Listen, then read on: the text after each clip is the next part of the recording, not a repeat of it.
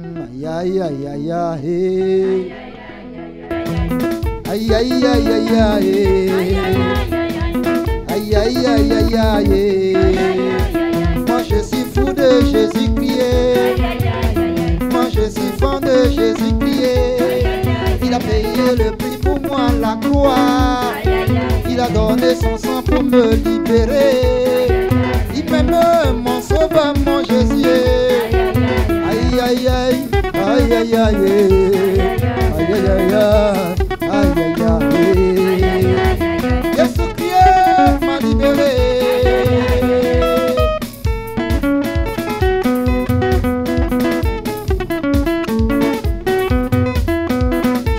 Dans le ciel de gloire, je sais que je vais le louer là-haut. Ici maintenant je commence à l'adorer.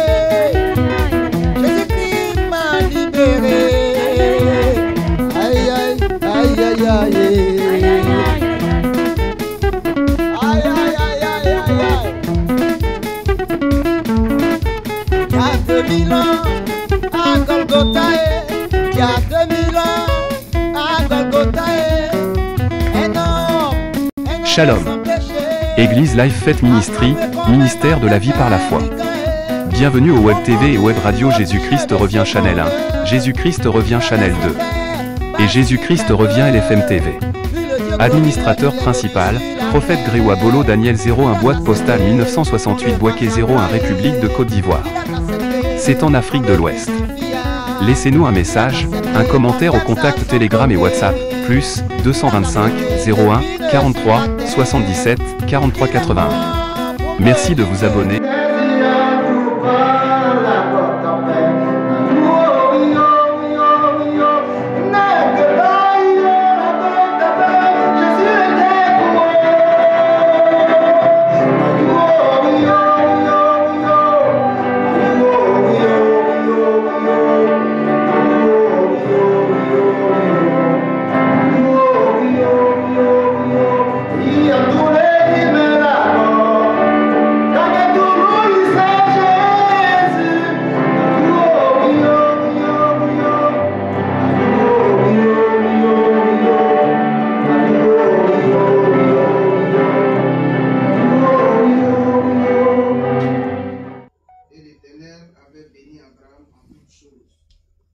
Abraham dit à son serviteur le plus ancien de sa maison, l'intendant de tous ses biens, mais je te prie ta main sous ma cuisse. Mais je te prie ta main sous ma cuisse.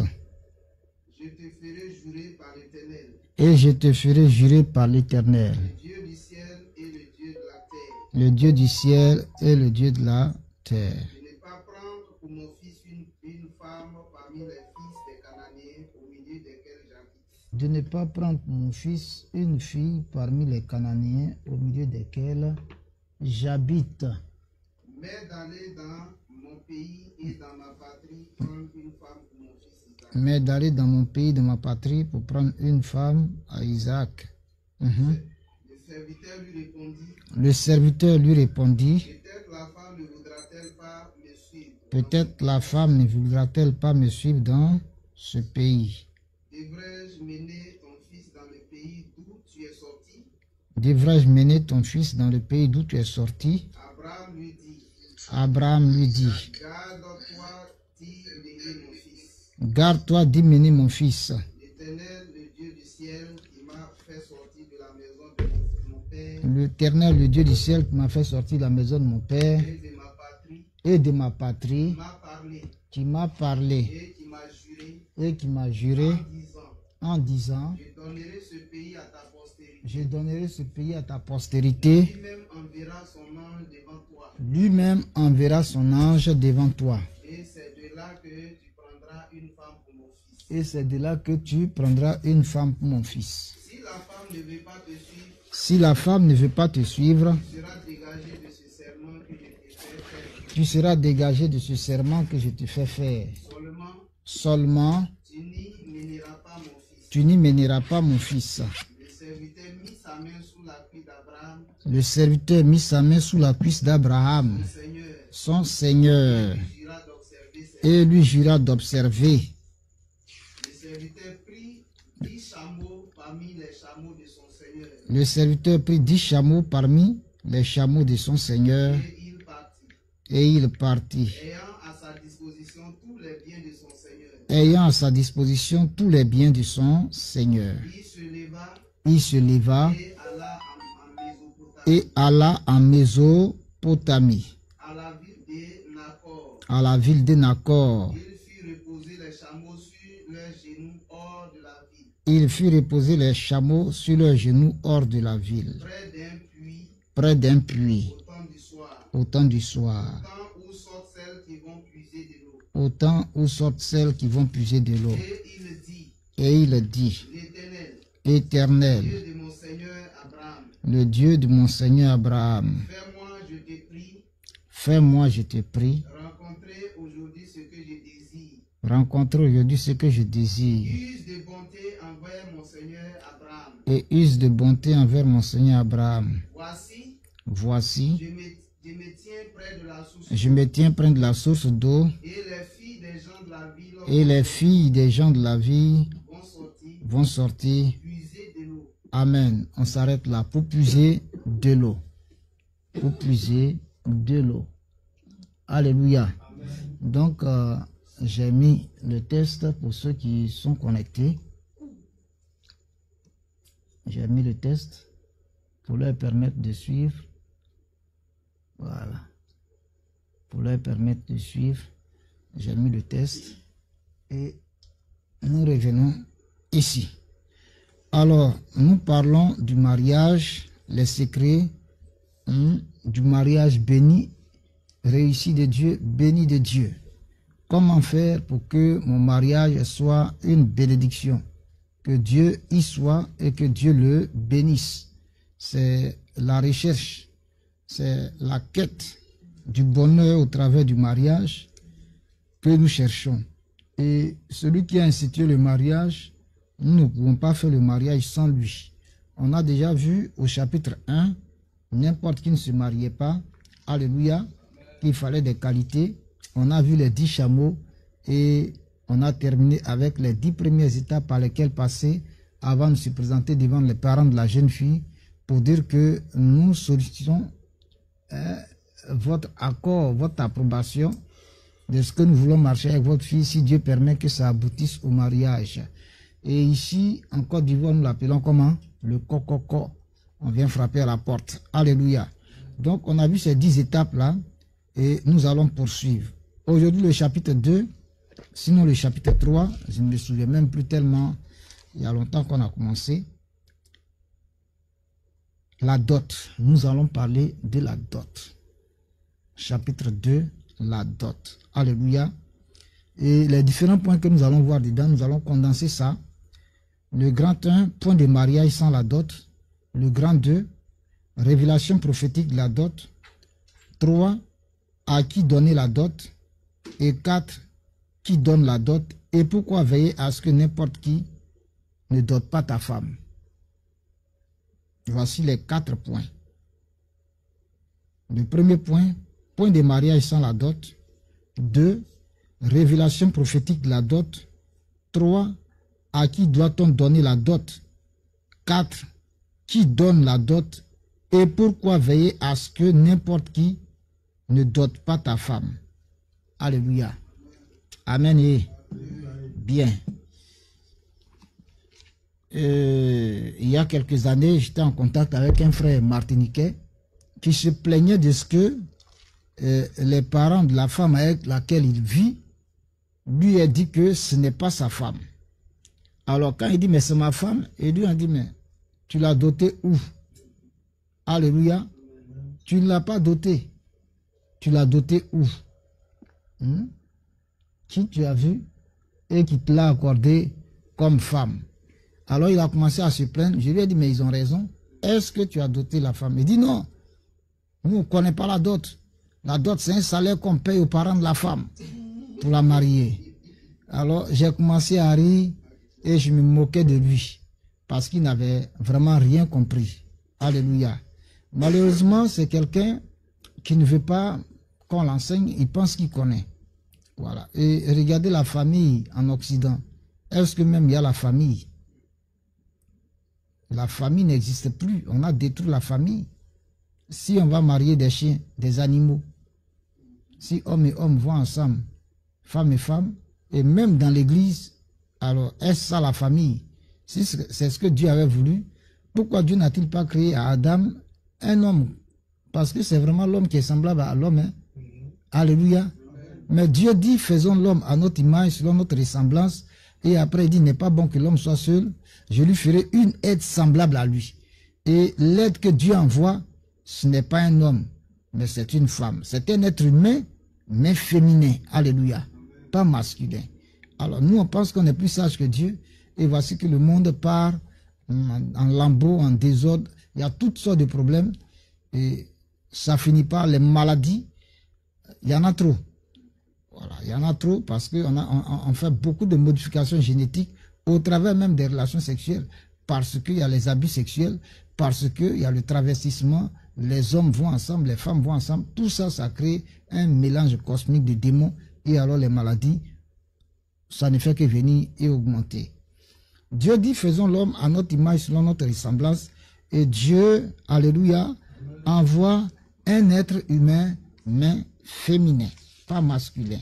Alléluia.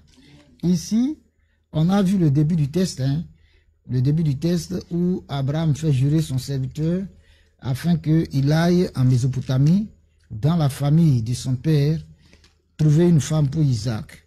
Et l'envoyer par, il réussit la mission grâce au Seigneur. Et lorsqu'il arrive, qu'est-ce qui va se passer après sa rencontre avec la femme? Nous l'avons vu dans les 10 étapes que Dieu se charge de convaincre lui-même la femme. Ça, c'est le point 9. Alléluia. Et 10e, que la femme, la jeune fille, donne sa réponse définitive. Alléluia. Et lorsque Rebecca reçoit les bracelets et l'anneau, alors elle court porter la nouvelle à la maison de sa mère. Alléluia. Elle les a pris et elle est partie. Donc nous allons entrer maintenant dans cette phase-là de la suite. Lorsque la jeune fille a donné son approbation, qu'est-ce qui va se passer? Ici, la jeune fille donne son approbation, c'est pourquoi elle reçoit les bracelets. Sinon, elle pouvait refuser. Alléluia. Sinon, elle pouvait refuser. Mais qui va appuyer l'approbation de la jeune fille? Ce sont ses parents. C'est pourquoi elle part. On ne se marie pas sans la famille. Alors ce frère Martiniquais qui lui allait à la mairie, qui a signé les papiers sans la dot, ça n'a aucune valeur devant Dieu. Devant Dieu, ça n'a pas de valeur. Alléluia. Parce que le fondement n'a pas été posé. Il faut d'abord poser le fondement et c'est la dot qui est le fondement du mariage. Alléluia. Tu vas dire pourquoi? Parce que Dieu lui-même a pris une dot à Adam. Dieu n'était-il pas capable de créer une femme, de créer la femme sans tuer Adam, sans prendre une côte d'Adam? Pourquoi donc a-t-il pris une côte à Adam? C'est là on voit la révélation prophétique de la dot. Alléluia. C'est prophétique. Ce qui ne t'a pas coûté, tu ne vas pas considérer cela. Tu vas pas prendre cela, tu vas pas prendre cela à juste valeur. Tu vas sous-estimer, minimiser, tu ne vas pas considérer. Donc tu ne prendras pas soin de ça. Il fallait que ça coûte à Adam. Alléluia. Il fallait qu'Adam sache que la femme là, il faut en prendre soin. Alléluia. Parce que le foyer là, c'est une question de vie ou de mort. Tu peux mourir si le foyer n'est pas bien. Tu peux tuer. Alléluia. Il y a trop de choses dedans. Genèse 2, la Bible dit ceci, verset 7. L'Éternel Dieu forma l'homme de la poussière de la terre, il souffla dans ses narines un souffle de vie, et l'homme devint un être vivant. Alléluia. Verset 18. L'Éternel Dieu dit, il n'est pas bon que l'homme soit seul, je lui ferai une aide semblable à lui, je lui ferai une aide semblable à lui. L'Éternel Dieu forma de la terre tous les animaux des champs et tous les oiseaux du ciel. Il les fit venir vers l'homme pour voir comment il les appellerait, afin que tout être vivant portât le nom que lui donnerait l'homme. Et l'homme donna des noms à tout le bétail, aux oiseaux du ciel et à tous les animaux des champs, mais pour l'homme, il ne trouva point d'aide semblable à lui. Alors l'Éternel Dieu fit tomber un profond sommeil sur l'homme qui s'endormit. il prit une de ses côtes. Alléluia. Le verset 21. Genèse chapitre 2 et le verset 21. Alléluia.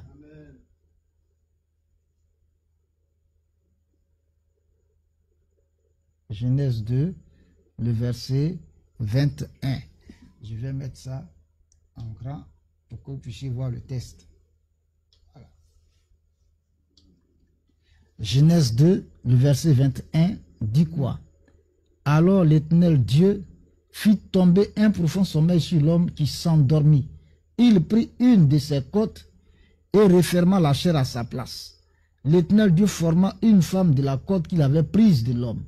Il forma une femme de la côte qu'il avait prise à l'homme. Alléluia. Ne pouvait-il pas créer la femme sans passer par ce processus? Pourquoi donc? Merci Sam. Comme il a créé l'homme, à partir de la poussière du sol. Pourquoi Dieu ne prend pas la poussière du sol pour créer la femme et Dieu vient anesthésier l'homme, le plonger dans la mort, alléluia, et il opère l'homme et il prend une côte afin de pouvoir créer la femme. Voilà d'où part la dot. Donc ceux qui pensent que c'est un salaire en paie à Dieu, et plutôt aux parents de la femme, Dieu qui a créé l'homme et qui a créé la femme, quel salaire Adam a payé? Voilà. Est-ce que Dieu a mangé ça? Au contraire, la côte prise de l'homme a été le fondement, a été la base, le socle de la création de la femme. C'est pourquoi Adam a dit, voici cette fois-ci celle qui est os de mes os et chair de ma chair. Il avait une connaissance exacte, parfaite des choses. Alléluia. Et c'est Adam qui a prophétisé ça, qui a libéré la parole de connaissance. Amen. Amen. Donc, si Dieu prend la côte de l'homme pour créer la femme, ça veut dire beaucoup de choses. Adam dit bien, os de mes os, chair de ma chair. Alléluia. Alléluia. Amen. Le verset 21, je le redis alors, encore. Alors l'Éternel Dieu fit tomber un profond sommeil sur l'homme qui s'endormit. Il prit une de ses côtes et referma la chair à sa place. 22. L'Éternel Dieu forma une femme de la côte qu'il avait prise de l'homme et il l'amena vers l'homme. 23. Et l'homme dit, voici cette fois celle qui est os de mes os et chair de ma chair. On l'appellera femme parce qu'elle a été prise de l'homme. 24. C'est pourquoi l'homme quittera son père et sa mère et s'attachera à sa femme et les deux, et ils deviendront plutôt une seule chair. C'est pas Dieu qui parle, c'est toujours l'homme qui continue à parler. C'est l'homme qui prophétise, c'est l'homme qui libère la parole de connaissance, poussé par le Saint-Esprit. Donc il se parle à lui-même, il parle aussi à la femme, il parle à toute la nature, à toute la création, il parle à Dieu. Alléluia. Amen. Dieu le laisse parler, le pousse à parler par le Saint-Esprit qu'il avait rempli. Il était rempli de l'Esprit de Dieu. Il avait une parfaite connaissance, une connaissance exacte. Les dons de parole de connaissance étaient très poussés. Alléluia. Amen. Alléluia. Amen. Donc si Dieu a été contraint de prendre une côte de l'homme, amen, et c'est de là que ça part, que les parents exigent quelque chose avant qu'on ne puisse parler de mariage avec leur fille. Sinon, ce n'est pas un salaire. Allons dans 1 Samuel et nous allons voir avec David. David va parler de la dot. Parce que les Blancs disent non, la dot vient des Africains. La dot ne vient pas des Africains. Alléluia. Alléluia. 1 Samuel, il est où là? Voilà. Nous allons aller au chapitre 18.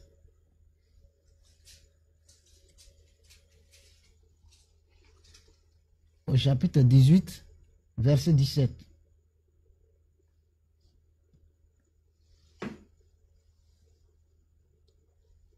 Voilà.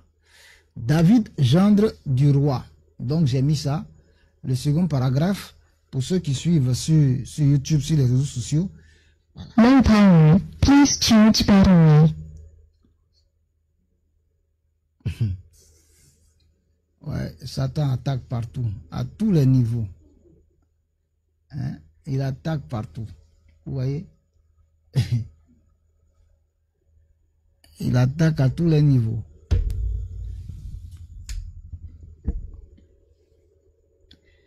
Nous sommes maintenant à 1 Samuel 18. Amen. Et le verset 17. Nous allons lire 1 Samuel 18, verset 17. La Bible dit quoi? Lorsque Saül a mijoté, tué David, alléluia, c'est là que tout part, parce que les femmes ont chanté les louanges, les éloges de David plus que lui. Et donc, il avait aussi décidé de donner sa fille en mariage à celui qui allait tuer Goliath. Mais il va en profiter pour chercher à faire du tort à David. La Bible dit ceci, 1 Samuel 18, verset 17. Saül dit à David, voici, je te donnerai pour femme ma fille aînée Mérab. Serre-moi seulement avec vaillance et soutiens les guerres de l'Éternel.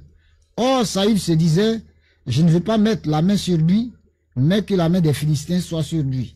Parce que si je le tue, Israël va se lever contre moi.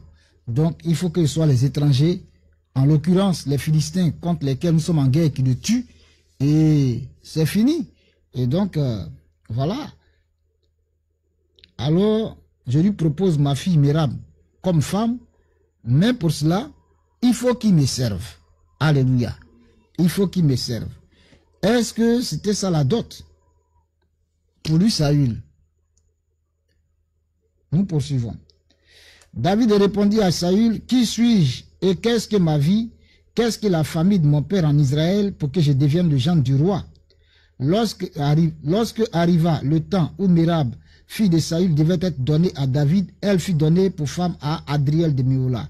Il a fait exprès parce qu'il a vu que David, il ne veut pas marcher dans ce chemin-là, mais il veut pousser David à une guerre contre Adriel. Alléluia. Donc ça augmente les ennemis de David à cause d'une femme. Et David ne va pas se lui faire cette guerre-là. Alors, dans la suite des événements, le verset 20 nous dit que Michal, fille de Saül, aima David. On en informa Saül et la chose lui convint. Il se disait, je la lui donnerai afin qu'elle soit un piège pour lui. C'est là on a parlé des arrangements dans le mariage. C'est des pièges le plus souvent. Qu'elle soit un piège pour lui et qu'il tombe sous la main des Philistins. Et qu'il tombe sous la main des Philistins. Donc, comme pour Mérab, il n'a pas voulu, il ne s'est pas intéressé, j'ai donné Mérab à Adriel. Mais cette fois-ci, il ne peut pas échapper parce que ma fille Michal l'aime vraiment. Et de toute façon, je vois David, on dirait que lui aussi il aime ma fille Michal. Alléluia. Donc, Michal va servir d'appât. Ça, ce sont les arrangements, les branchements dans les mariages, les volontés permissives là. C'est ça là. Elle va servir d'appât. Et ainsi, je lui demanderai quelque chose d'extraordinaire qui va l'amener devant les Philistins. Chaque fois, il sera en guerre contre eux. Donc, il y aura beaucoup d'occasions qu'on le tue. Alléluia. Vint Michal, fille de Saül, aima David. On en informa Saül et la chose lui convint. Il se disait, je la lui donnerai afin qu'elle soit un piège pour lui et qu'il tombe sous la main des Philistins. Et Saül dit à David pour la seconde fois, tu vas aujourd'hui devenir mon gendre. Tu veux ou pas aujourd'hui là, tu es mon gendre. Alléluia. Que tu sois d'accord, que tu ne sois pas d'accord, ça c'est pas mon problème. Mais aujourd'hui, tu es mon gendre. Aujourd'hui, David, tu vas marier ma fille Michal. Alléluia. Tu veux pas, aujourd'hui, David, tu vas marier ma fille Michal. Voilà. Que veut dire? Donc là, David est coincé. Il ne peut pas se dérober. Alors, qu'est-ce qu'il va faire? Alléluia. 22. Saül donna cet ordre à ses serviteurs. Parlez en confidence à David et dites-lui, voici le roi est bien disposé pour toi. Et tous ses serviteurs t'aiment. Sois maintenant le gendre du roi. Donc, c'est la corruption. On va corrompre David. On emploie la ruse. Ils ne sont pas sincères, c'est des hypocrites, ils mentent. Mais Saül cherchait une opportunité pour tuer David ou faire tuer David. Et donc là, il a eu l'idée de génie. Michal qu'il aime, il aime Michal. Donc voilà, tu veux pas, tu es mon gendre. Aujourd'hui même, c'est lui, Saül, qui décide, le beau-père, d'organiser le mariage. C'est pas normal, c'est pas clair. David a compris que non, les choses là qui arrivent là sont pas claires. Tous les serviteurs du roi vont convaincre David de devenir le gendre du roi. Alors écoutez très bien. 23. Les serviteurs de Saül répétaient ces paroles aux oreilles de David et David répondit: croyez-vous qu'il soit facile de devenir le gendre du roi? Moi je suis un homme pauvre et de peu d'importance. Les serviteurs de Saül lui rapportèrent ce qu'avait répondu David. Et Saül dit: vous parlerez ainsi à David. Le roi ne demande point de dot. Le roi ne demande point de dot. Donc la dot, ce n'est pas une affaire des Africains. Mais ce que les Blancs oublient, nous les Africains, nous avons la parole de Dieu. Les 10 tribus perdues d'Israël, c'est en Afrique, elles se trouvent. C'est en Afrique. Alléluia. Les 10 tribus perdues, c'est en Afrique. Il y a un politicien de RDC, Moïse Katumbi. Son père est juif. Quand son père a échappé au camp de concentration de la Deuxième Guerre mondiale en Allemagne, il n'est pas allé en Israël, il est allé au Congo RDC. Pourquoi le juif là, c'est au Congo il est parti? Il y a des juifs au Congo. Quand je prends les BT, nous on dit Abalago. Il y a une autre version qui dit Abi.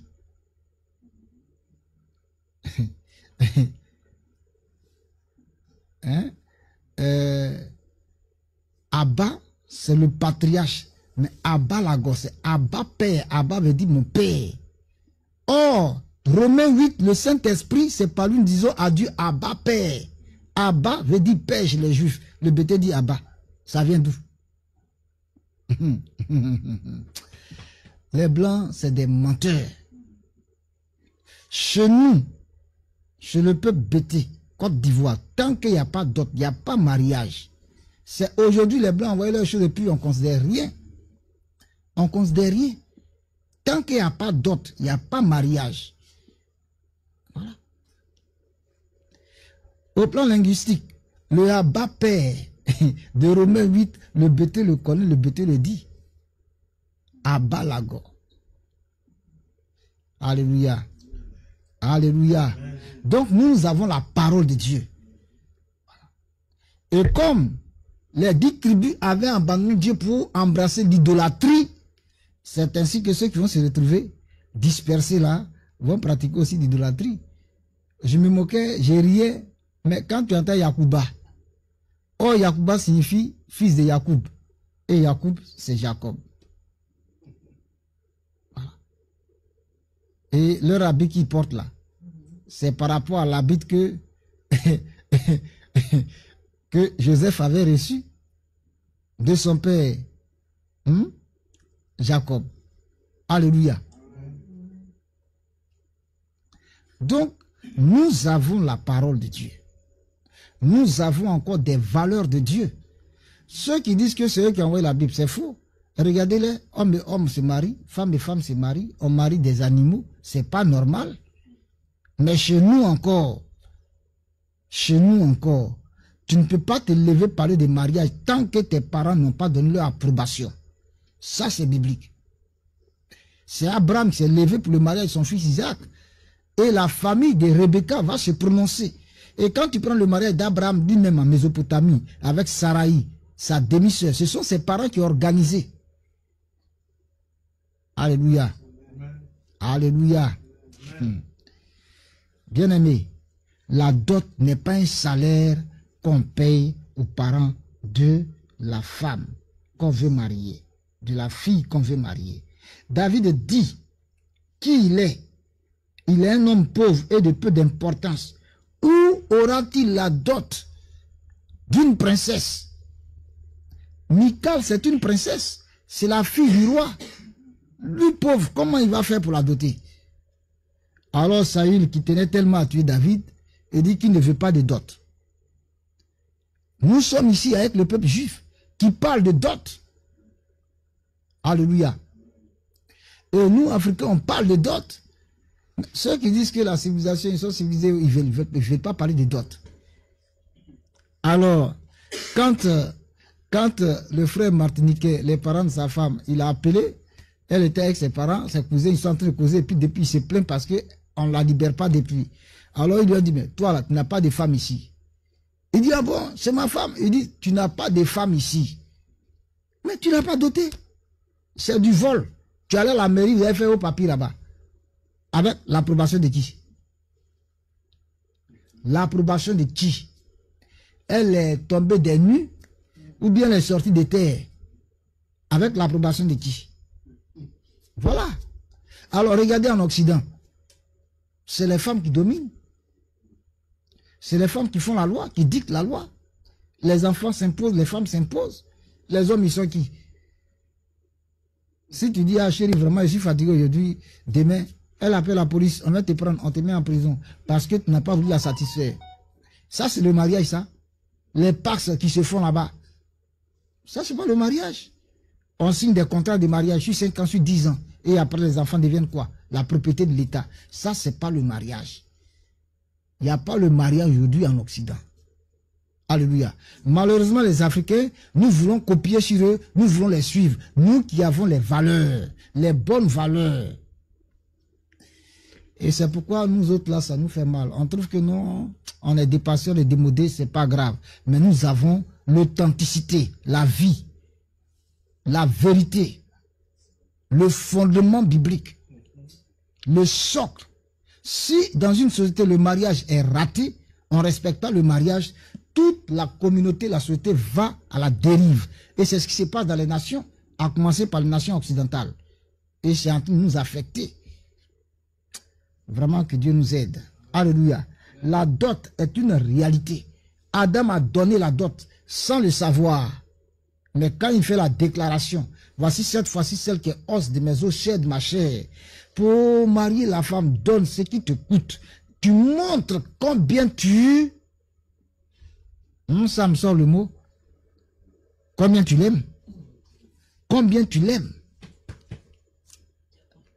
Combien tu l'aimes? C'est pas un salaire qu'on paye. Et la dot, on finit jamais de donner la dot. On finit jamais de donner la dot, Sam. Oui. Quand tu reçois ton beau-père, ton beau-frère, regarde l'empressement que tu as pour le recevoir, pour bien le recevoir, pour le mettre à l'aise. Quand on dit qu'il y a une situation chez tes beaux-parents, mais tu cours tout de suite. Pourquoi? C'est tout ça. On finit jamais de donner la dot.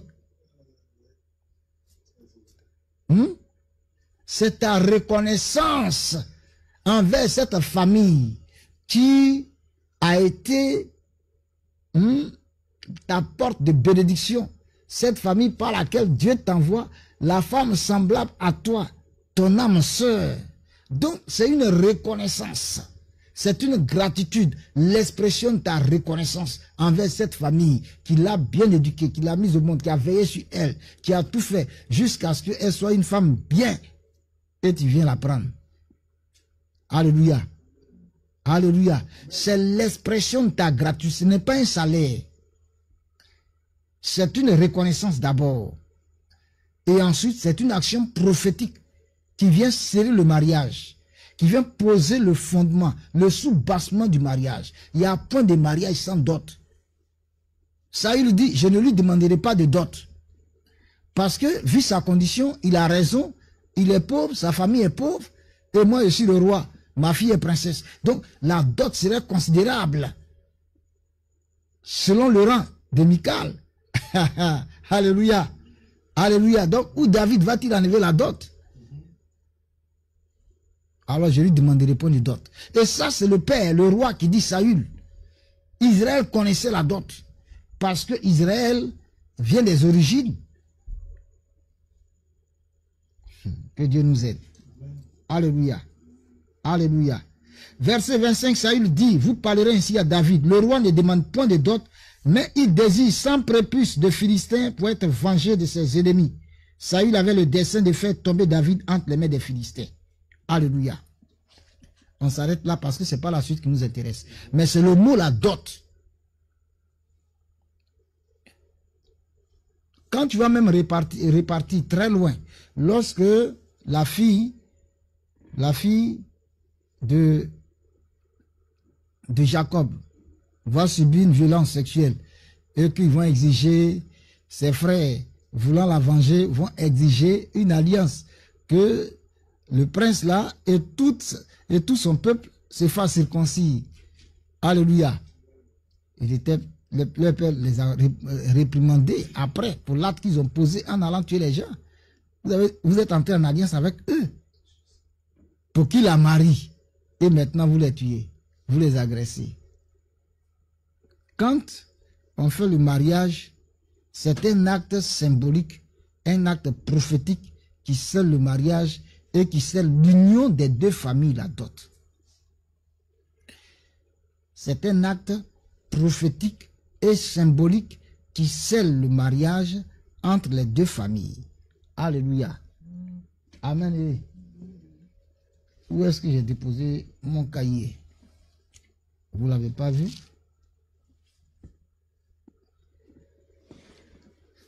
Ah, il est là. Voilà. C'est un acte symbolique et prophétique entre les deux familles qui scelle l'union. Qui scelle l'union, qui est le fondement, qui est le soubassement du mariage, la dot. C'est aussi un acte de gratitude, de reconnaissance envers la famille de la fille qu'on veut épouser. Pourquoi? Parce que non seulement la fille est née par eux, mais ils ont pris soin d'elle. Ils ont fait d'elle une jeune femme sage, intelligente, forte, courageuse, toutes les qualités pour lesquelles on est pressé même d'aller au mariage avec elle, tout ce qui nous amène à l'aimer, à l'admirer, mais c'est la famille qui a posé ce fondement en elle. Alléluia. Donc c'est un acte de reconnaissance. Amen. Amen. Bien. Prenez Jean chapitre 14, verset 18. Le Seigneur Jésus a parlé à la femme samaritaine. Et il lui dit, car tu as eu 5 maris, et celui que tu as maintenant n'est pas ton mari. En cela, tu as dit vrai. En cela, tu as dit vrai. Jean chapitre 4, verset 18. Une femme vit avec un homme depuis un certain temps. Et puis, curieusement, Jésus lui dit que cet homme n'est pas son mari. Alléluia. Alléluia.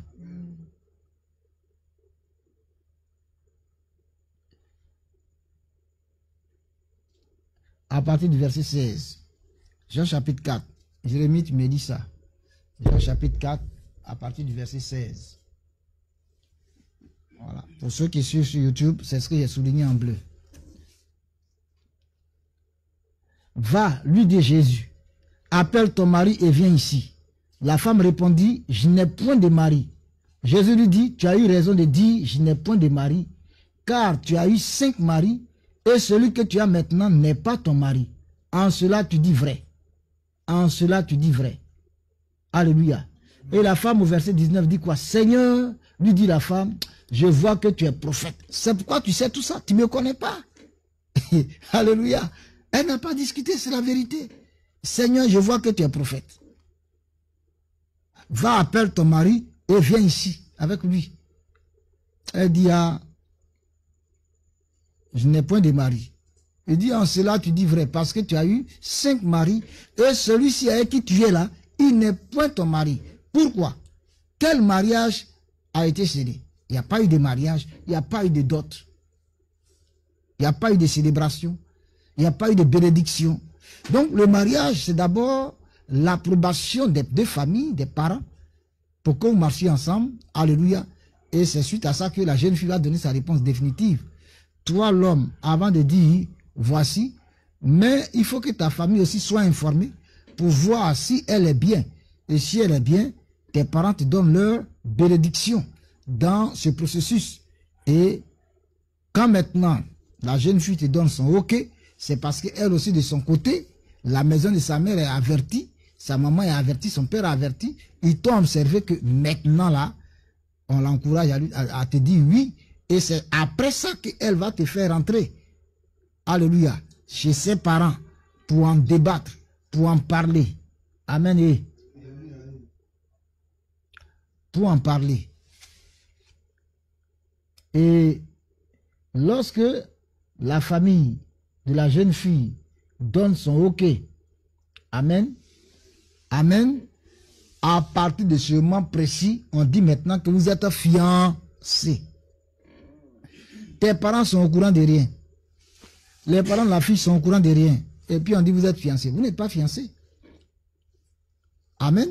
Et les fiançailles démarrent lorsque tu allais demander officiellement la main. Et qu'on te l'accorde.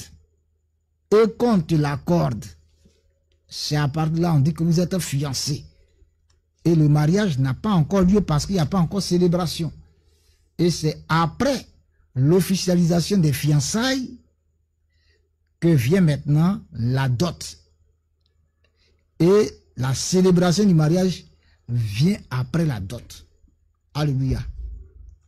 Il y en a qui font leurs choses simultanément. Le jour ils viennent demander, en même temps ils donnent dot. C'est pas comme ça. On est trop pressé là. Alléluia. On est trop pressé. Qu'est-ce qu'on a à cacher? Voilà. La sagesse recommande et voudrait que on aille étape par étape. Le jour où on demande officiellement la main de la fille que les parents accordent à partir de ce moment précis, c'est les fiançailles qui ont démarré, qui viennent d'être scellées. Et lorsque les fiançailles se font, alléluia, il y a encore des cadeaux qu'on fait selon nos possibilités. Parce qu'on vient sceller une union. Et c'est des engagements qu'on a pris. Alors, selon le livre de Nombres, verset 1 à 17, le chapitre 30, verset 1 à 17 qu'on avait lu, cet engagement que tu as pris, il ne faut pas le rompre. Il est sacré. Alléluia. Il ne faut pas le rompre. Il est sacré. Si tu t'es levé pour aller voir les parents de la fille, c'est parce que tu as mis du temps à l'observer. Mais si elle est frivole, et puis en même temps, mais tu as fait un engagement, tu as pris un engagement, tu as fait un vœu. Pourquoi tu n'as pas pris le temps de l'observer? Amen. Et il faut prendre le temps d'observer. Pour discerner si la personne là est bien ou pas. Mais quand on est pressé, on prend à la légère les engagements sacrés. Et quand on a fini de faire le vœu, maintenant on réfléchit. On veut revenir en arrière. Et on se met sous la couleur de Dieu. Parce que même dans Ecclésiaste, il a dit quoi? Quand tu as fait un vœu, accomplis-le. Ne fais pas pécher ta bouche et ne t'expose pas à la couleur de Dieu. Voilà. Au temps de Josué, Israël a fait un vœu avec les Gabaonites. Avec les Gabaonites. 3 jours après, ils découvrent que non, c'est des gens qui sont proches d'eux. Oh, on a été trompés, ils nous ont menti. Il faut les tuer. Jésus a dit, gardez-vous de le faire. Parce que c'est au nom de l'Éternel que vous avez pris l'engagement. C'est devant Dieu que nous avons signé le pacte, que nous avons conclu l'alliance. Donc si on ne respecte pas la parole donnée, Dieu va se fâcher contre nous. Et lorsque Gabaon a été attaqué, Jésus a été contraint de venir défendre Gabaon. Donc le pacte, l'alliance, l'engagement, le vœu qu'on fait, qu'on prend, il faut l'honorer, il faut le respecter à la lettre. Il n'y a pas de divorce. Alléluia. Il n'y a pas de divorce. Parce que tu as péché. En divorçant, tu pêches. Et tu exposes l'autre à l'adultère, tu t'exposes aussi à l'adultère. Donc, vous voyez, c'est tellement sacré, si bien que, avant de dire que tu veux te marier, il faut avoir longuement réfléchi. Et quand tu veux marcher avec une femme, bien avec un homme, il faut prendre ton temps pour discerner, pour voir si la personne est bien ou pas. Alléluia. Alléluia. La femme samaritaine, Jésus lui a dit qu'elle n'est pas mariée. Il n'y a pas eu de dot, il n'y a pas eu de célébration. Toi, tu prends quelqu'un, il te marie, il meurt.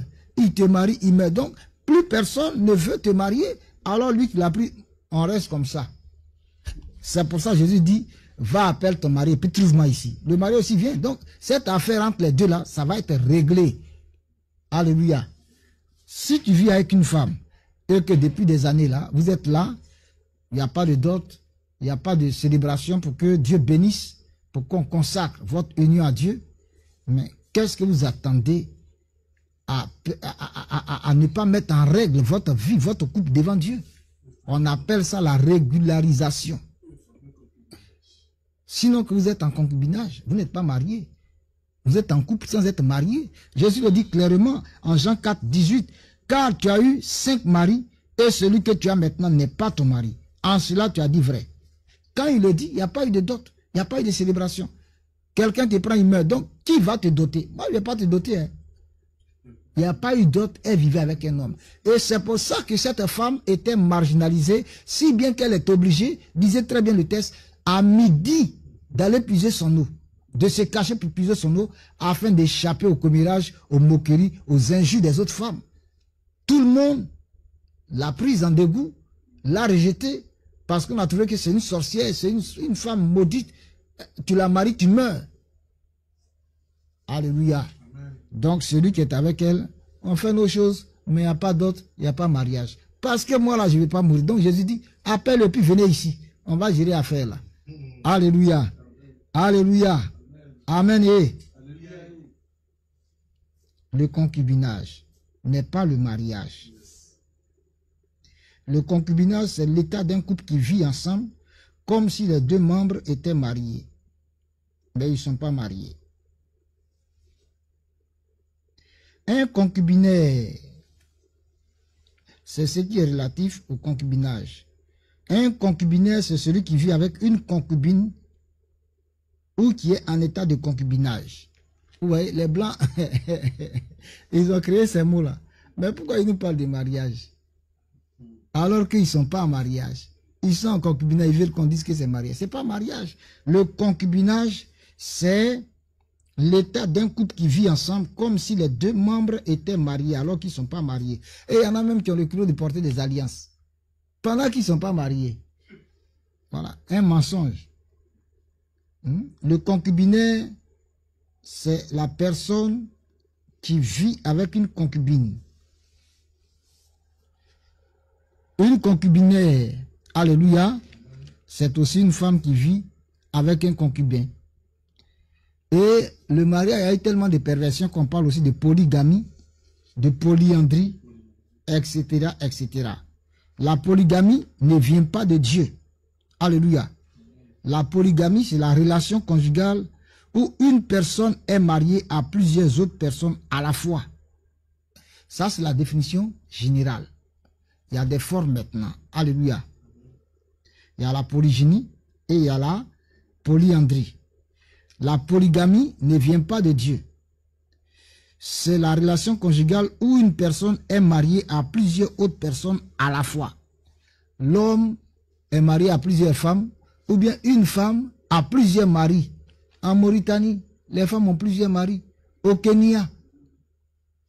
Et ils vont même devant la loi. Alléluia. Alléluia.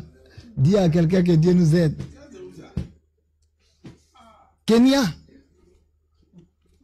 Kenya. Samari. Kenya. Des pays africains.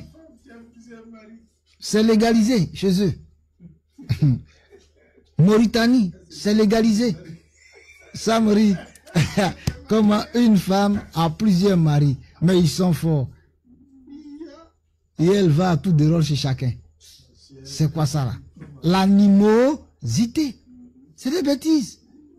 Ça c'est un club d'échangisme. C'est tout. La polygynie. C'est la forme la plus répandue chez les humains de la polygamie. C'est l'homme qui a plusieurs femmes à la fois. Les Salomon, les David, ça c'est la polygynie. Alléluia. L'homme, lui seul, a plusieurs femmes. Et chez les femmes, on parle de polyandrie. La polyandrie, c'est la polygamie chez les femmes. l'état d'une femme qui est mariée à plusieurs hommes à la fois. Je donnais le cas des pays comme le Kenya, comme la Mauritanie. Il y a plein d'autres pays en Afrique où c'est pratiqué. Où c'est pratiqué. Le contraire de la polygamie, c'est la monogénie.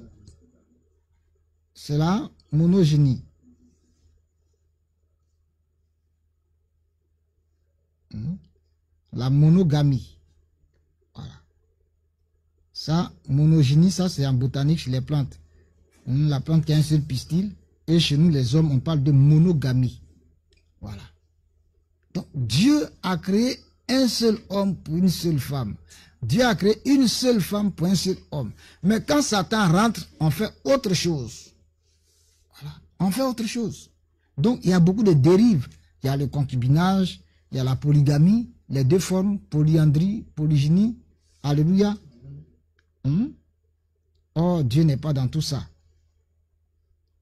Il y a des pays où on veut voter une loi, la loi de la polygamie, parce que, voilà, eux, ils préfèrent avoir beaucoup de femmes, 4, 5 femmes, donc il faut que l'État décide. Non, mon ami, vous avez un neveu pour vous là-haut. Que Dieu nous aide. Que Dieu nous aide. C'est pour ça que Dieu dit dans Hébreux 13, 4 que le mariage soit honoré de tous. Il y a une loi que Dieu a établie par rapport au mariage. Si on est en dehors, eh bien, on est hors du plan de Dieu. Dieu n'a pas créé, alléluia, la polygamie. Il n'a pas créé la polygamie, ni la sexualité avec les animaux, les plantes, etc., etc. Dieu a créé un être humain mâle, un être humain femelle. Et c'est la bénédiction de Dieu, les mettant ensemble, qui fait le mariage. Et pour que ça soit scellé, il a fallu la côte de l'homme pour créer Ève, la femme. Alléluia. C'est l'origine de la dot. Alléluia. Alléluia. Amen.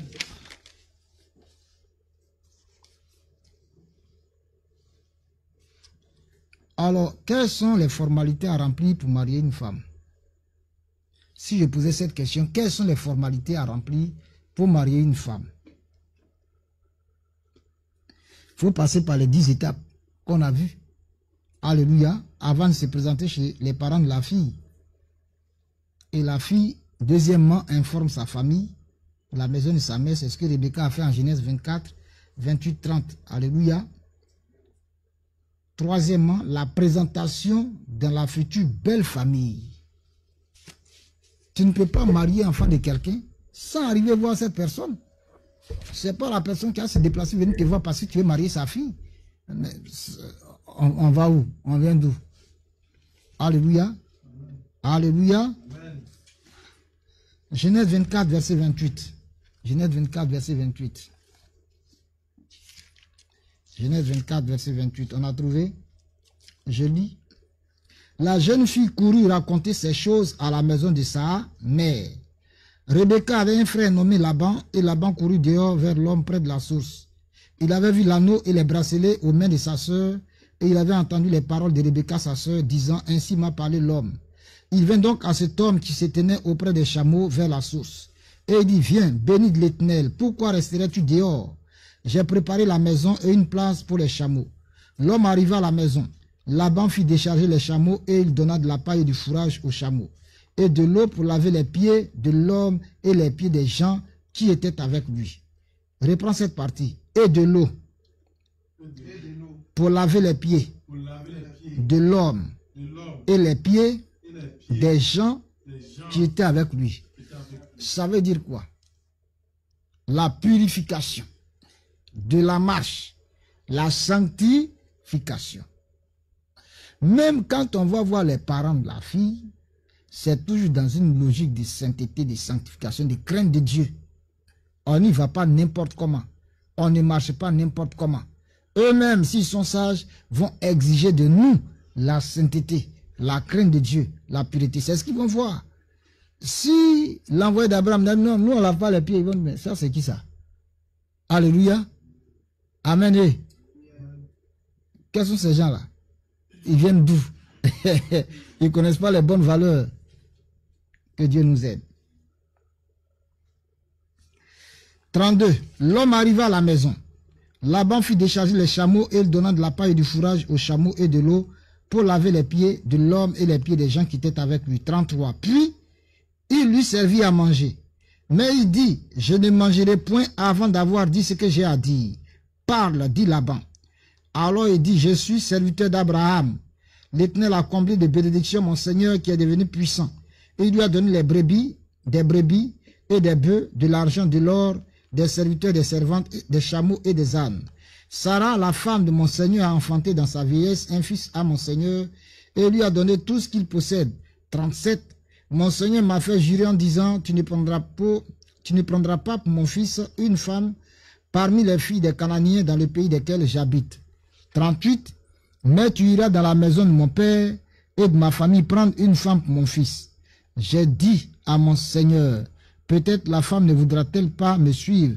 Il m'a répondu, l'Éternel devant qui j'ai marché enverra son ange avec toi et fera réussir ton voyage. Et tu prendras pour mon fils une femme de la famille et de la maison de mon père. Tu seras dégagé du serment que tu me fais quand tu auras été vers ma famille. Et si on ne te l'accorde pas, tu seras dégagé du serment que tu me fais. Donc tu peux arriver chez les parents de la fille et ils peuvent te refuser de donner leur fille. Ils ne sont pas obligés, quels que soient tes nombreux biens. L'envoyé est parti avec de nombreux biens. Mais Abraham dit, il est possible qu'on te refuse. Alléluia. Il est possible qu'on te refuse, malgré ta fortune. Il est possible qu'on te refuse. Mais sur quelle base les parents vont-ils refuser?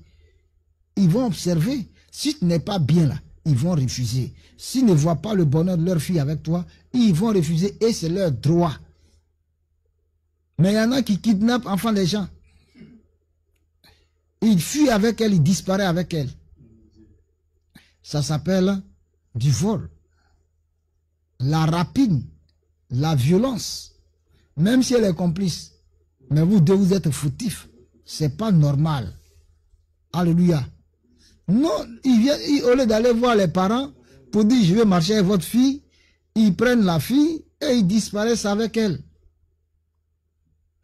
On est dans le même Abidjan, mais on ne sait pas où se trouve notre fille. Et il dit que lui, il a marié femme. Ça, c'est des menteurs. C'est des méchants, c'est des sorciers. C'est des criminels. Voilà. C'est des criminels, c'est tout. C'est des brigands. Un homme intelligent, sage, ne marche pas comme ça. Il sait que sans l'approbation des parents de la fille, il n'a pas de femme. Il n'a pas de femme. Il y a des gens qui vivent avec une femme longtemps avant que les parents n'acceptent. Votre affaire là, c'est comment? Pourquoi n'ont-ils pas béni et puis vous êtes allés vivre ensemble? Vous voyez, beaucoup de gens marchent pas dans la logique. Voilà. Eux-mêmes se créent des problèmes par rapport à leur mariage. Il y a des étapes. Il y a des processus. Les 10 chameaux, il faut chercher la qualification. Les qualités requises pour dire que tu veux te marier. Même si tu sens le besoin de te marier. As-tu les qualités? Est-ce que demain, une femme pourra te supporter ou bien un homme pourra te supporter? Est-ce que tu pourras tenir dans ce foyer? Est-ce que le courage, tu l'as? Est-ce que l'amour, le don de soi, tu les as? Etc. etc. Il faut passer par 10 étapes avant que la fille ne dise oui. Si c'est toi la femme qui a reçu l'amour de l'homme, mais tu ne vas pas lui dire je t'aime. Il faut que Dieu se manifeste à lui, que lui-même entre dans le processus jusqu'à venir te voir pour te parler et que tu prennes le temps pour lui revenir. Alléluia. Et chacun informe sa famille, les parents vous observent, ils vont donner leur approbation. Et maintenant, va chez toi, la fille, pour demander ta main. Alléluia. C'est là que démarrent les fiançailles. Et quand les fiançailles démarrent, on avance dans le processus jusqu'à la célébration. Et il faut passer d'abord par la dot avant la célébration. Alléluia. Alléluia.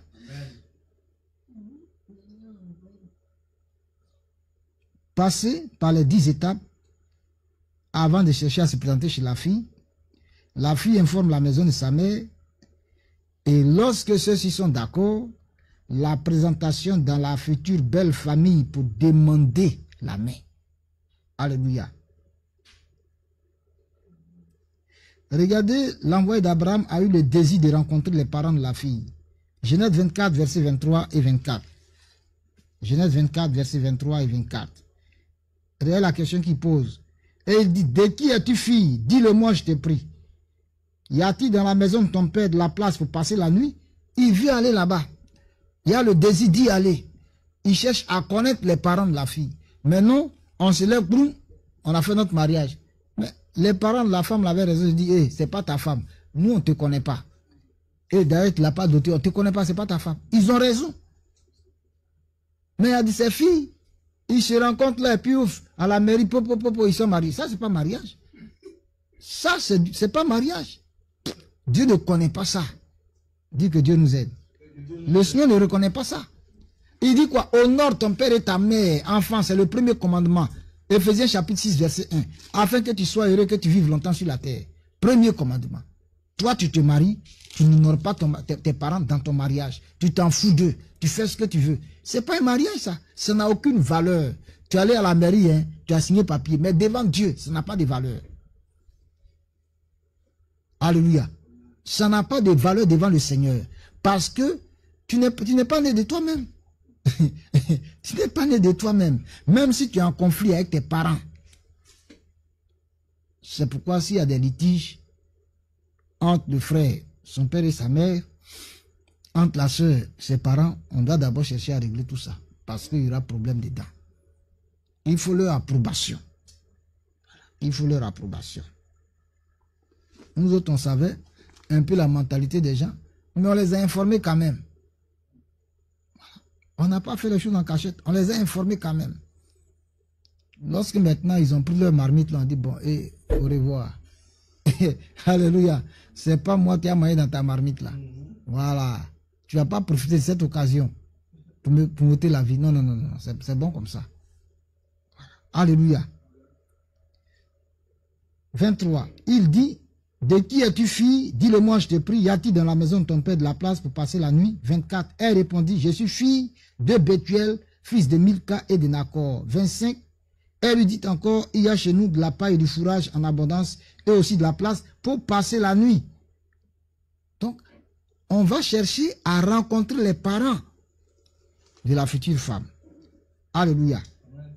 Alléluia. Amen. Même si entre nous on est d'accord, mais tu ne peux pas faire les choses sans ses parents.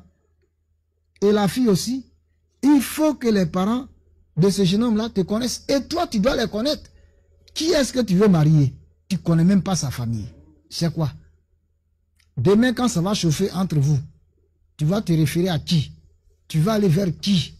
Tu vas parler à qui? Alléluia. Alléluia.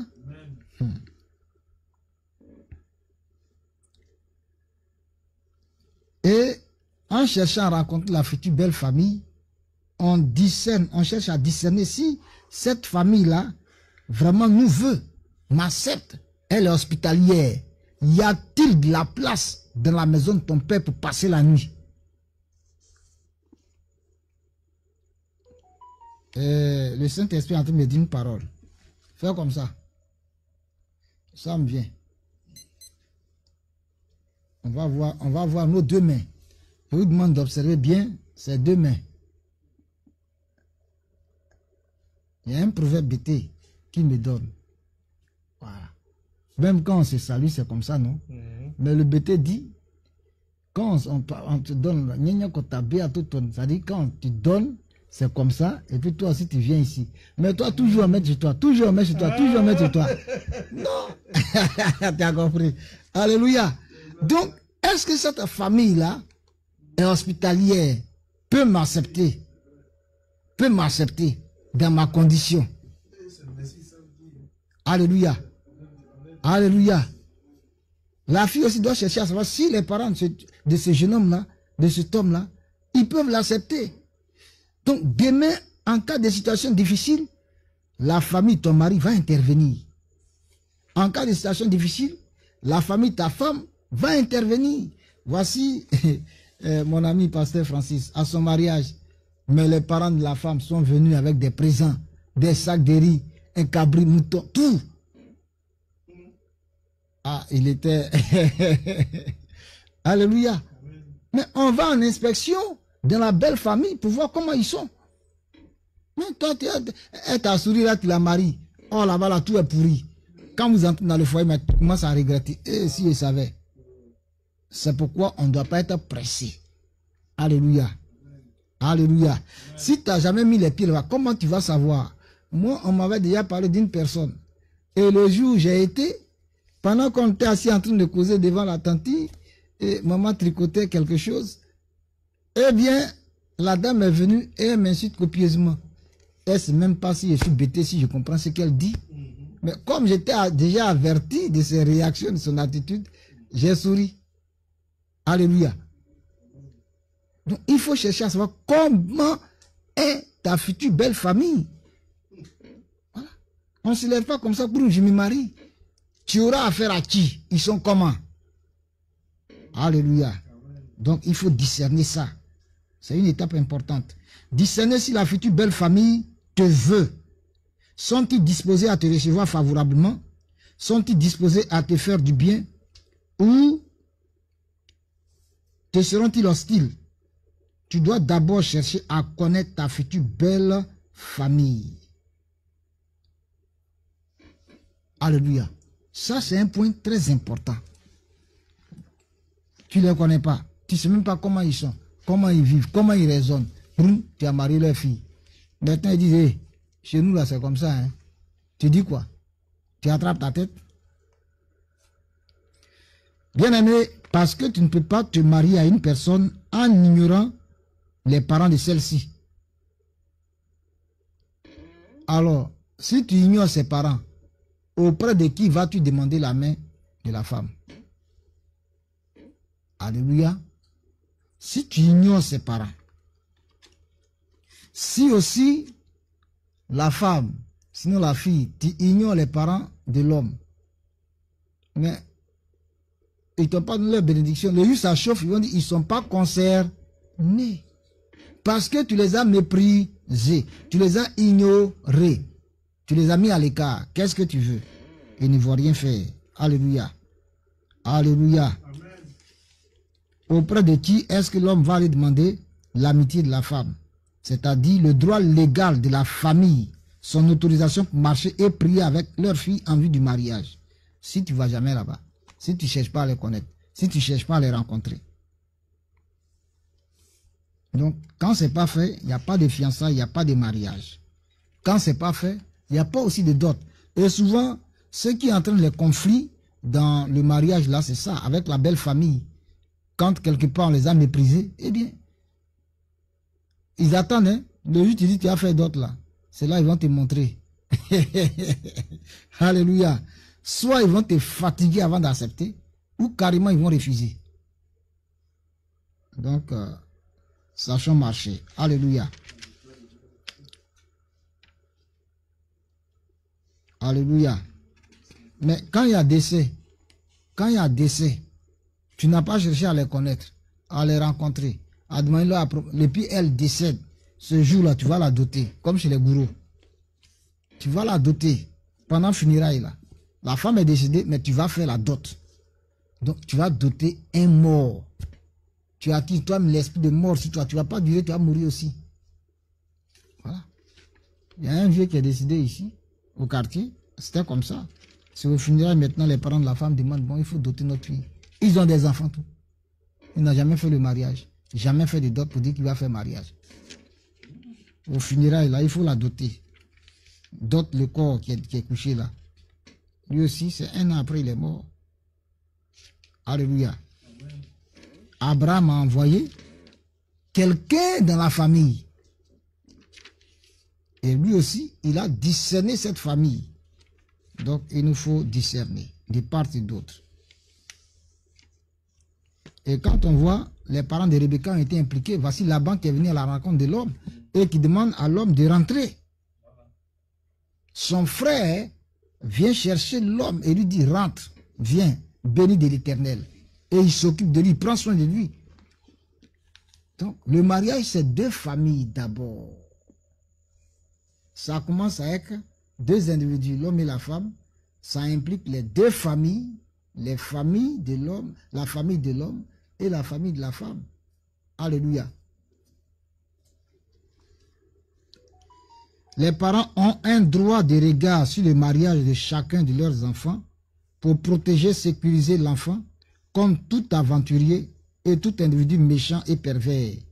Donner leur bénédiction à leur enfant quand ils reconnaissent que Dieu est dedans, que c'est le plan de Dieu et que celui que leur enfant veut marier ou celle-là, elle est bien. Alléluia. Amen. Alléluia. Amen. Alors maintenant, le processus vraiment prend son envol. Le processus prend son envol. Les parents de la fille doivent dire oui quand ils reconnaissent que le projet vraiment vient de Dieu.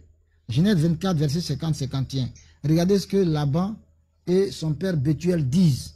Verset 51 et 50. Verset 50. Laban et Bethuel répondirent, c'est de l'Éternel que la chose vient. Nous ne pouvons te parler ni en bien, ni en mal, ni en bien. Mais ce n'est pas normal.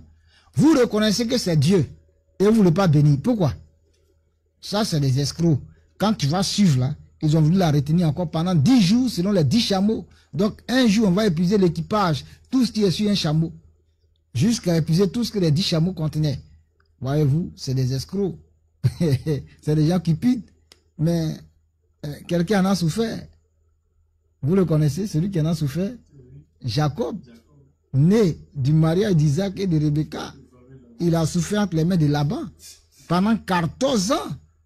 Voyez-vous, les gens ne sont pas sérieux. Vous reconnaissez que c'est le plan de Dieu, mais acceptez. Et c'est là que certains parents, surtout les parents de la fille, fatiguent les gens. C'est pas normal. Ce n'est vraiment pas normal. Alléluia. Merci Sam. Ça devient de l'escroquerie. Et maintenant, c'est comme si ils vendent leur fille. Alors moi, j'avais dit à quelqu'un, ta fille là, c'est une marchandise ou bien quoi? Il a trouvé, il a dit, il lui a parlé mal. Mais tu veux qu'il te dise quoi? Selon vous-même, votre loi, selon vous-même, vos pratiques, quand tu demandes la main d'une fille, tu lui donnes une pièce de 25 francs. Et tu ne veux pas ça. Pourquoi? Pourtant, c'est ce que vous faites. C'est ce que le Saint-Esprit m'a dit. Et toi, tu as écrit des milliards ici. Ou bien ta fille là, tu la vends. Bon, si tu ne veux pas, tu me dis, hein, je te saute, je vais voir maintenant ses vrais parents. Alléluia. Parce que la maison de son père est là. Au lieu que tu m'introduises là, tu es en train de compliquer les choses. Alléluia. Alléluia. Voilà des gens comme ça. Verset 51. Voici Rebecca devant toi. Prends et va. Et qu'elle soit la femme du fils de ton Seigneur, comme l'Éternel l'a dit. Ça, c'est quelle attitude? C'est quelle attitude? Vous-même, vous reconnaissez que c'est le plan de Dieu. Qu'est-ce que vous êtes en train de fabriquer? On poursuit. 52. Lorsque le serviteur d'Abraham eut entendu leurs paroles, il se prosternait en terre devant l'Éternel.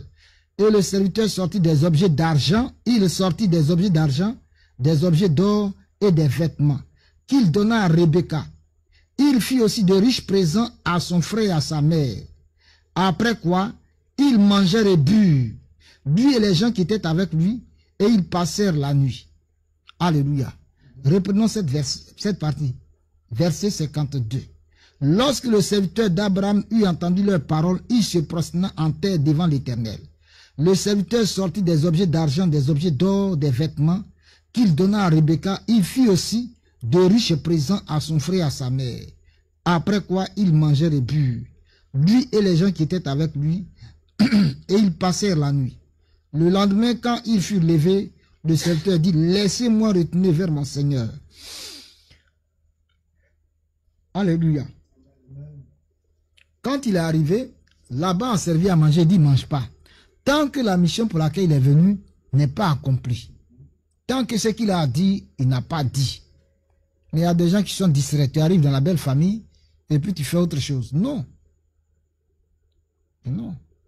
Il faut aller au bout de la mission pour laquelle tu es venu. Si les gens ne sont pas disposés, ils vont te faire savoir qu'ils ne veulent pas. Tu prends ta route ailleurs. Alléluia. Amen. Alléluia. Amen. Donc, ici, qu'est-ce qu'on retient? Quand la famille a accepté, Maintenant, il sort des objets précieux selon son grade, selon son rang, selon sa richesse. Et il fait des présents à qui? À Rebecca d'abord. La dot est d'abord donnée à la fille qu'on va marier.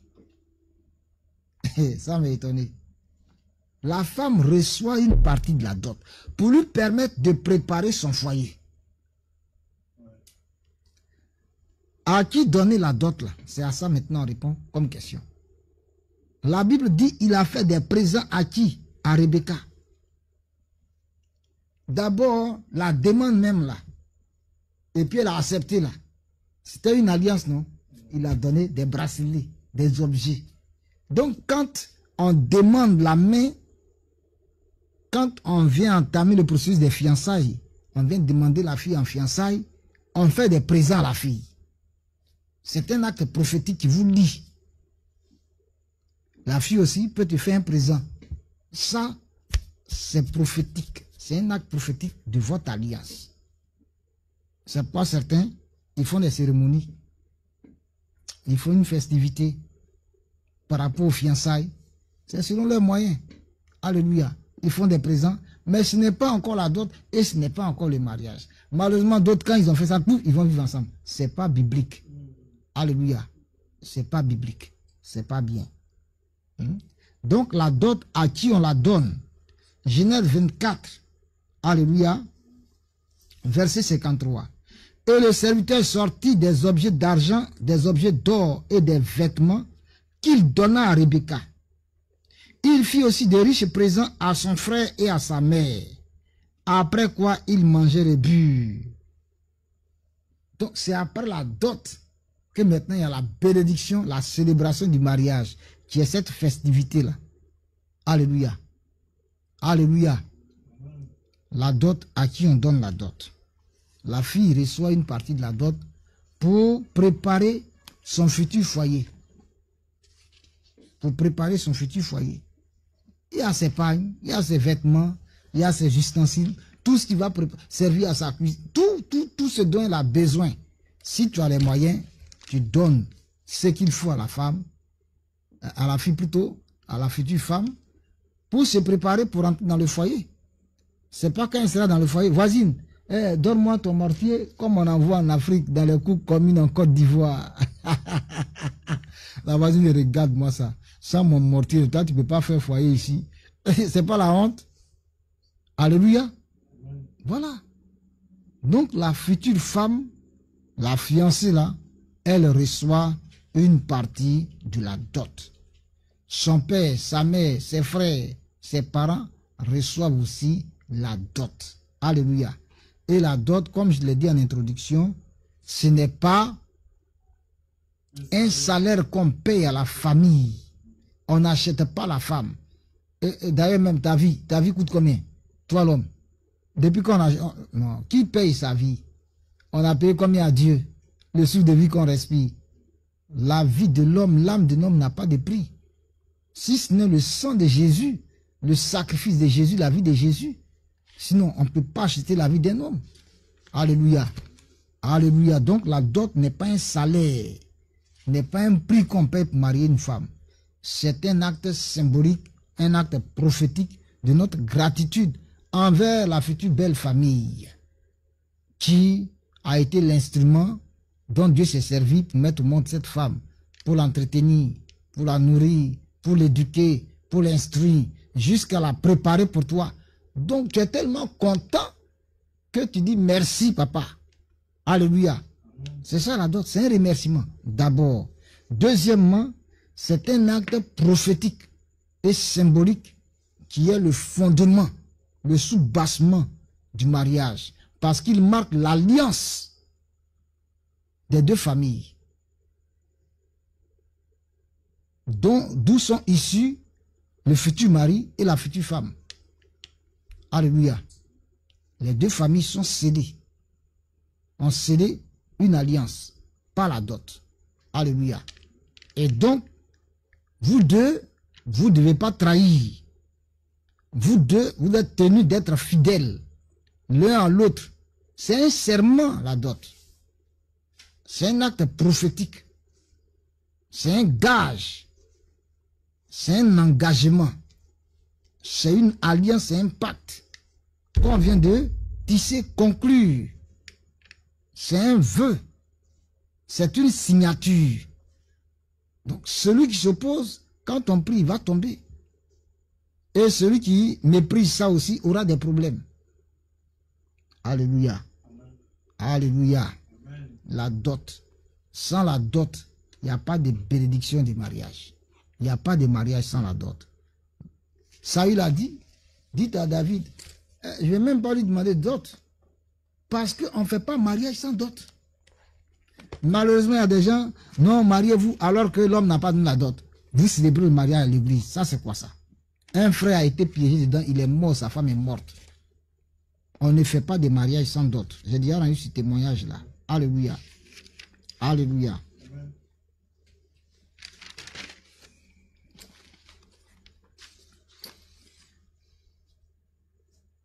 Quand donc commencent les fiançailles? Quand commencent les fiançailles? Frère Sam, quand commencent les fiançailles? Les fiançailles commencent après la remise de la dot. Zéro. Zéro Sam. Les fiançailles ne commencent pas après la remise de la dot. Jérémie. Lorsque la famille donne son OK, que tu marches avec leur fille en vue du mariage. C'est encore un projet. C'est quand on va faire coco. Quand on va avec la délégation chez les parents de la jeune femme, le frère, le responsable de sa famille, les responsables de l'église désignés par le pasteur lui-même et certains responsables arrivent chez les parents de la fille pour demander la main. Et que les parents de la fille ont donné leur approbation. Bien sûr, la fille est d'accord. C'est parce que les deux sont d'accord. Voilà qu'on fait le chemin. C'est à partir du chemin précis que les fiançailles démarrent. Sinon, quand les deux se sont dit oui, ils ne sont pas encore fiancés. Parce que les parents ne sont pas impliqués, n'ont pas encore donné de OK. Alléluia. Je rappelle pour rire, ma camarade de classe qui a voulu marcher avec moi, il dit, moi, je ne suis pas habilité à marcher avec une fille. Si tu veux marcher avec moi, va voir mon papa. Si tu as donné son OK, mon oncle t'a donné son OK, alors il n'y a pas de problème. Et donc, elle va le voir à la maison. Il dit, ma fille, je ne veux pas voir une fille avec mon garçon. Hein? On est déjà adolescent, donc grossesse peut arriver. Moi, je l'ai mis à l'école. Je ne veux pas entendre autre chose. Comme c'est toi, puisque je te connais, vous pouvez marcher ensemble. Ça s'arrête à une simple camaraderie. Point barre. Je ne veux pas entendre autre chose. Elle dit, papa, il a compris. Alléluia. Non, Jésus, tu es bon. Tu m'as gardé par des choses comme ça. Ah, comment des parents peuvent avoir des lois comme ça? Si ce n'est pas le Seigneur qui l'a inspiré. Alléluia. Non, Dieu est bon. Et donc, pour cette parole, l'un et l'autre, chacun avait peur. On ne peut pas passer à autre chose. On a des garde-fous. On s'arrête là. Alléluia. Amen. Non, c'était bon avant. Parce qu'on connaissait la place des parents. On donnait aux parents leur place. C'est eux qui décidaient. Tu vas marcher avec qui? Tant qu'on ne t'a pas donné, tu ne marches pas avec lui là, on ne veut pas te voir avec lui. Mais on va te tabasser tous les jours. On va te sermonner. Ou alors on te dit, bon, comme tu dis que tu es grand, va mener ta vie comme tu veux. Alléluia. Donc les parents, on ne peut pas les sauter pour parler du mariage. C'est impossible. C'est lorsqu'on s'est présenté et qu'ils ont donné leur OK que les fiançailles ont démarré. Alléluia. Voilà.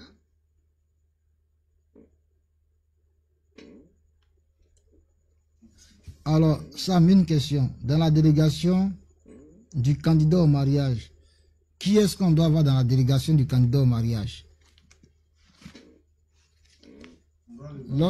Lorsqu'ils vont voir les parents de la fille, qui on doit voir dedans? Lui-même, ses parents.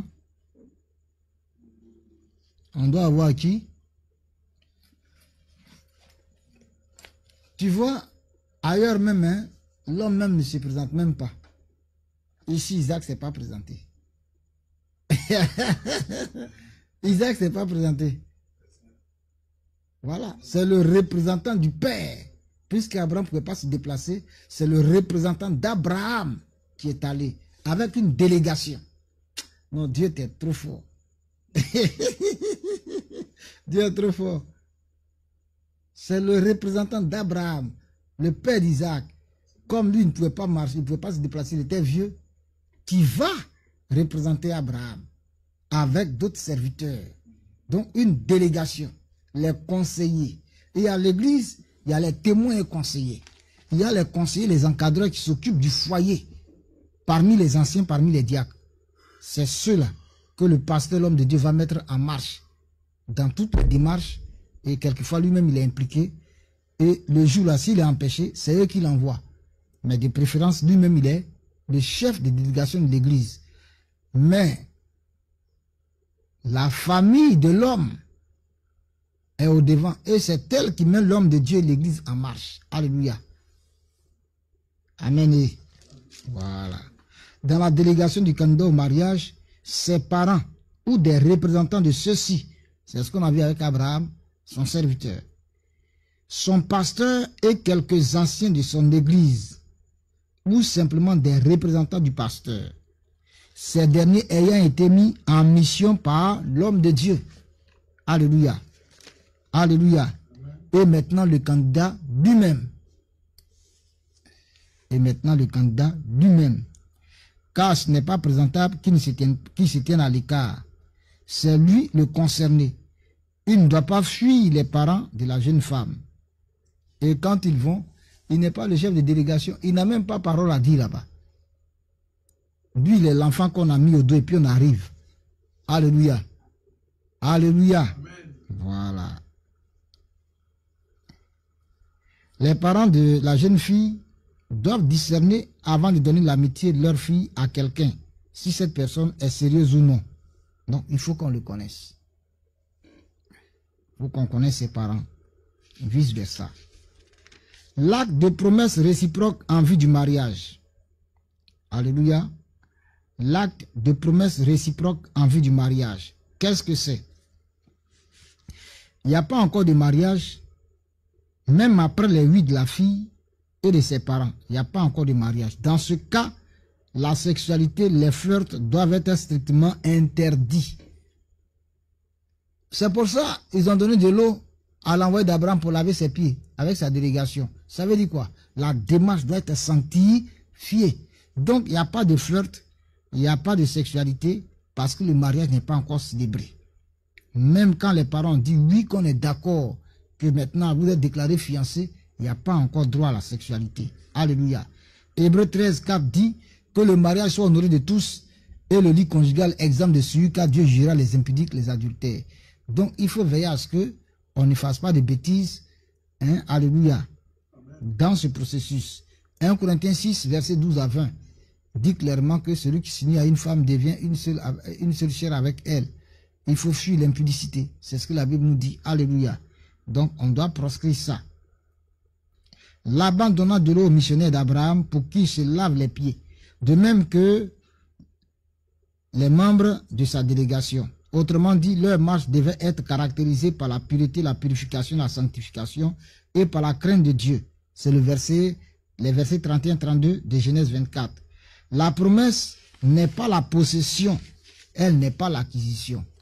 Donc quand les parents disent oui, ça ne veut pas dire que non, tu as déjà le droit de la connaître. C'est une promesse. C'est un projet qui suit son cours.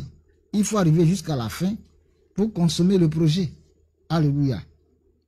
La promesse n'est pas la possession, elle n'est pas l'acquisition. La promesse signifie que certainement, par la grâce du Seigneur Jésus, ce qui t'a été donné comme promesse deviendra ta possession. Que tu recevras cela des mains du Seigneur si tu persévères dans les voies de Dieu avec crainte, avec tremblement vis-à-vis du péché. Alléluia. Et le jour de la célébration, c'est là. Et avant la célébration, entre le jour où les fiançailles démarrent et la bénédiction nuptiale, il y a ce qu'on appelle la dot, qui vient maintenant vraiment, c'est-à-dire l'engagement qu'on a pris là-bas, là, le oui qu'on a dit, qu'on est d'accord là. Ici maintenant, ça prend une valeur plus grandiose. Alléluia. Une valeur plus grande. Lorsqu'on scelle la dot. Alléluia. Et c'est après la dot que la célébration. Et c'est la célébration qu'on a vu, la fête qui a été organisée. Maintenant, ils sont en train de manger et boire. Et quand c'est fini, il faut laisser la jeune femme partir dans son foyer. Il ne faut pas créer encore d'autres problèmes pour dire non, on la retient, on la garde encore, etc., etc. La suite du texte, quand tu dis, Rebecca est partie avec sa nourrice et ses servantes. Elle est partie avec sa nourrice et ses servantes. Mais, où étaient les servantes de Rebecca quand elle allait puiser l'eau? La Bible n'a jamais parlé de ses servantes quand elle allait puiser l'eau. Donc Rebecca a des servantes. Mais pourquoi donc c'est elle-même qui va puiser l'eau? Dis, on ne se marie pas par procuration. Dans ton foyer, c'est toi qui as géré. Donc, il faut que la jeune fille apprenne, même si elle a la possibilité, si ses parents sont aisés d'avoir des servantes à sa disposition, mais il faut qu'elle-même travaille. C'est pourquoi Rebecca elle-même travaillait. Alléluia. Elle est partie avec tout ce qui lui appartenait. Sa nourrice, quand elle est née, celle qui s'occupait d'elle, et ses servantes qu'elle avait à sa disposition pour l'aider à aller gérer son foyer. Amen. Et donc c'est toute une équipe qui va. C'est toute une équipe qui va. Je comprends pourquoi ils ont envoyé 10 chameaux. Ces femmes allaient faire comment pour arriver jusqu'à Canaan. Amen. Et on va chercher des bagages, des personnes, des personnalités. Dieu, tu es trop fort. Tu es trop fort. Abraham, vraiment, c'est un homme. C'est un homme plein de sagesse. Donc, bien aimé, voici, concernant la dot, on a même parlé en même temps de la célébration, etc., etc. Donc, les temps qui viennent, selon que Dieu voudra, on va encore parler. Aujourd'hui, ce qu'on retient, la dot ne vient pas des Africains, la dot vient de Dieu. Adam a donné la dot, sa cote. Alléluia. Voilà. Il faut que tu souffres de marier une femme pour que tu lui donnes la valeur qui lui revient, que tu puisses l'aimer. Plus tu as souffert pour avoir ta femme, plus tu vas l'aimer. Plus tu as souffert pour avoir ton homme, plus tu vas l'aimer. Et cela va solidifier le foyer. Quand même des situations d'infidélité vont se présenter, de tentation, tu ne vas pas rentrer dedans.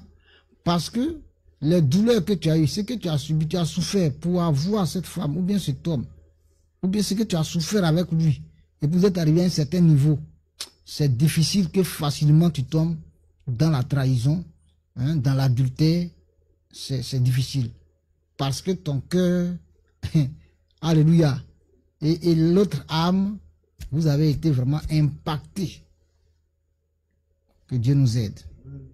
Que Dieu nous aide. Il bénisse tous ceux qui veulent s'engager dans le processus de la dot. D'abord, ceux qui veulent aller demander officiellement la main. Que Dieu fasse que cela soit. Au nom de Jésus. Amen. Voilà.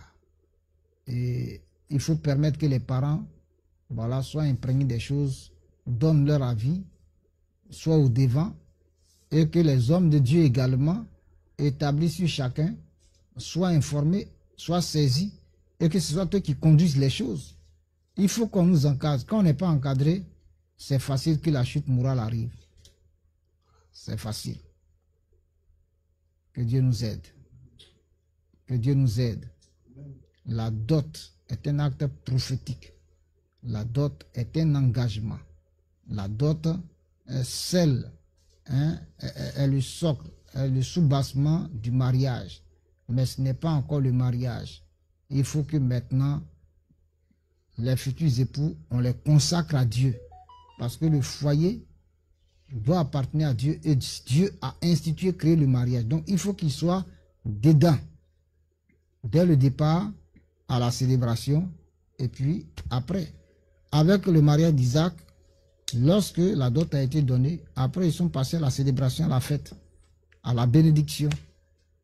Partant de là maintenant, Isaac, eh bien aimé, pouvait maintenant prendre sa femme. Mais quand on fait le mariage, vous ne voyez pas, à la mairie, tout comme à l'église, qui vient avec la femme? C'est le père. Voilà. Les parents prennent leur fille et puis l'envoient. C'est comme ça l'envoyer après Rebecca pour envoyer à Isaac. Alléluia. Oui, c'est profond la Bible, c'est profond. Prions le Seigneur. Nous te bénissons, nous te disons merci. Merci d'avoir permis cette diffusion ce soir encore. Merci Seigneur Jésus pour les bien-aimés qui ont suivi. Merci de nous assister en toutes choses. Nous recommandons tes enfants qui veulent se marier en tes mains. Nous prions que toi-même tu les guides, que toi-même, ce que je n'ai pas pu dire, tu leur expliques davantage, afin que, éternel mon Dieu, ils suivent tout le processus et que, Seigneur, tu les bénisses. Seigneur, garde-les dans leur démarche, dans tout ce qu'ils sont en train de faire, afin que notre Dieu, il demeure dans tes voies et que leur mariage t'honore. Merci, Seigneur, au nom de Jésus-Christ Nazareth. Amen. Alléluia. Nous prions que toi-même tu les guides. Que le Seigneur bénisse chacun. Qu'il bénisse la nuit de chacun. Voilà. Et que toute la gloire lui revienne. Aïe aïe aïe aïe aïe. Aïe aïe aïe aïe aïe. Aïe aïe aïe aïe aïe. Moi je suis fou de Jésus-Christ. Moi je suis fan de Jésus-Christ. Il a payé le prix pour moi, la croix. Il a donné son sang pour me libérer. Il m'aime, mon sauveur, mon Jésus. Aïe aïe aïe, aïe aïe aïe, aïe aïe aïe, aïe aïe aïe. Jésus-Christ m'a libéré.